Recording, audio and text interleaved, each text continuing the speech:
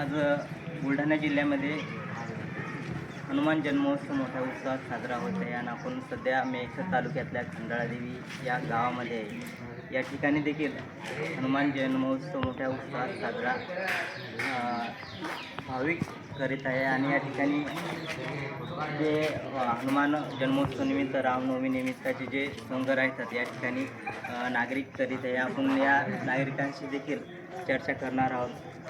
दादा, कशा प्रकारे या ठिकाणी जे सोंग येतं हनुमान जन्मोत्सव निमित्त करीत आहे आणि कोणत्या उपाययोजना राबवल्या जातात या ठिकाणी?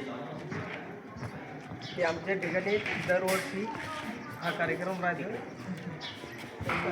हा कार्यक्रम असा असतो की पूर्ण गावकरी मंडळी म्हणजे सरपंच, उपसरपंच, मेंबर, गावकरी सगळे आमचे साथीदार राहतात. पूर्ण गाव एक रात्रभर जागी राहतो आणि आम्ही हे कार्यक्रम हनुमान जयंतीनिमित्त करीत असतो. आणि आमच्या गावात एकदाच कार्यक्रम नसतो, दरवर्षी प्रमाणे हो राहते आणि कार्यक्रम आहे. म्हणजे आमचे समाज आहे, सगळे समाजाच्या कार्यक्रम. हा कार्यक्रम कितीपर्यंत हा कार्यक्रम आमचा 9 वाजतापासून चालू होतो तर सकाळी 11-12 वाजेपर्यंत चालतो. तर कधी वादविवाद होत नाही, काय नाही. सहकारी गावकरी मंडळीवर सगळ्या मदत करतात, पोलीसमध्ये सगळ्यात मदत करतात.